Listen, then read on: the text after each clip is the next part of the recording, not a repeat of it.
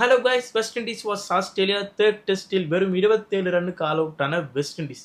இதுவரைக்கும் test கிரிக்கெட்லேயே lowest top 10க்குள்ளே வராத west Indies முதல் முறையாக 27 ரன்னுக்கு ஆல் அவுட் ஆகி உள்ளே வந்திருக்காங்க. எப்பேற்பட்ட டீம் வெஸ்ட் இண்டீஸ் கிரிக்கெட் ஆரம்ப காலத்தில். இப்போது அவங்களோட தடுமாற்றம் பார்க்கும்போது ஆஸ் அ ட்ரூ கிரிக்கெட் ஃபேனாக எல்லாத்துக்குமே வருத்தம் தெரிவிக்குதுன்றது நோ டவுட். இன்னொரு பக்கம் ஆஸ்திரேலியா வீரர் ஸ்டார்க் 100வது டெஸ்ட் மேட்ச்சில் 400வது விக்கெட் எடுத்தது மட்டும் இல்லாமல் 6 விக்கெட்டை வெறும் 3 ஓவருக்குள்ளே சுருட்டி வெஸ்ட் இண்டீஸை டாட்டா போயிட்டு வாங்கன்னு சொல்லி அனுப்பிச்சி விட்டாரு. பிங்க் பால்னு வந்துட்டா ஸ்டார்க்கை கையில் பிடிக்க முடியாதுன்றதை மீண்டும் ப்ரூவ் பண்ணியிருக்காரு. பிங்க் பால்னா அசூர வேகத்தில் அசூர ஸ்விங்கு அசூர மாதிரி போடுறாருப்பா. ஸ்டாருக்கு செமையாக போட்டார். அதே மாதிரி அன்சங் ஹீரோ ஆஸ்திரேலியா பவுலிங் நினைப்பில் எப்பயுமே இருக்கிறது தான் போலண்ட். அவரை யூட்டிலைஸ் பண்ணுற விதம் ரொம்பவே கம்மியாக இருக்குது. ஏன்னா பேட் கம்மிங்ஸ் எசிலூட் ஸ்டார்க்கில் இருக்கும்போது அவருக்குன்ற மேட்ச் வாய்ப்பு ரொம்ப கம்மியாகவே இருக்குது. கொடுக்குற அப்போலாம் போலண்ட் சூப்பராக பண்ணிகிட்டு இருக்காரு. இந்த தேர்ட் டெஸ்ட்லேயுமே ஹேட்ரிக் எடுத்து அசத்தியிருக்காருன்னே சொல்லும். எப்பப்போலாம் வாய்ப்பு கிடைக்குதோ அப்பப்போலாம் போலண்ட் அவரோட வாய்ப்பை நல்லா பயன்படுத்தியிருக்காருன்னு சொல்லும்.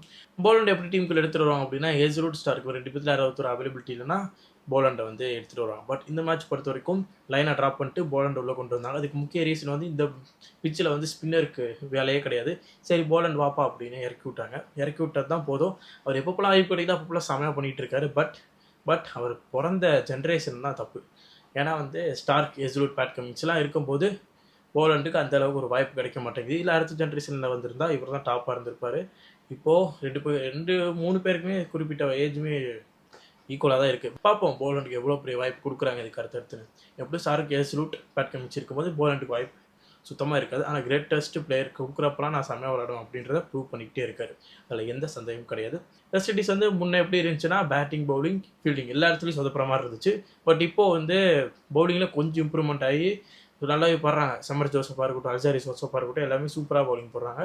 ஆனால் பேட்டிங்கும் ஃபீல்டிங்கும் ரொம்பவே சொதப்புறாங்க. முக்கியமாக ஆஸ்திரேலியா மாதிரியான ஒரு பவுலிங்கை அவங்களை கட்டுப்படுத்தி ஆடவே முடியல.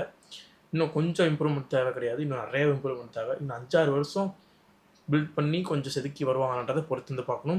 West Indies team and management பொறுத்த வரைக்கும் நிறைய ப்ராப்ளம் இருக்குது. ஃபினான்ஷியலி ப்ராப்ளம், அப்புறம் ஸ்பான்சர்ஸ் கிடைக்கல டீமுக்கு. அப்புறமேட்டு அவங்க க்ரூம் பண்ணுற விதமும் கொஞ்சம் இதுவாக இருக்குது. அதை கொஞ்சம் மாற்றி கொஞ்சம் பெட்டராக பண்ணால் நல்லாயிருக்கும். T20 பொறுத்த வரைக்கும் செமையாக ஹிட்டர்ஸை ப்ரொடியூஸ் பண்ணுறாங்க. அதே மாதிரி ஃபாஸ்ட் பாலர்ஸும் ப்ரொடியூஸ் பண்ணுறாங்க. அதை யூட்டிலைஸ் பண்ணி அது நம்ம டீமில் ஆட வைக்கிற மாதிரி அவங்க பண்ண மாட்டேங்கிறாங்கன்றது தான் அவங்களோட ப்ராப்ளம். அதுக்கு ஃபினான்ஷியல் இஷ்யூ நிறைய இருக்குது. அதனால் ஒரு நல்ல ஒரு சுவாரஸ்யமான ஒரு வேர்ல்டு கப் வின் பண்ணாங்கன்னா அவங்களுக்கு அடுத்து பூம் ஆகும். 2026 வேர்ல்டு கப்புக்கு அவங்க ஜெயிச்சாங்கன்னு வைங்களேன், அப்படியே கொஞ்சம் டேர்ன் ஓவர் ஆகிறதுக்கு நிறைய வாய்ப்புகள் இருக்குது. பொறுத்து பார்ப்போம் வெஸ்ட் இண்டீஸ் கிரிக்கெட்டில் ஒரு மாற்றம் நிகழுமா என்று. ஓகே.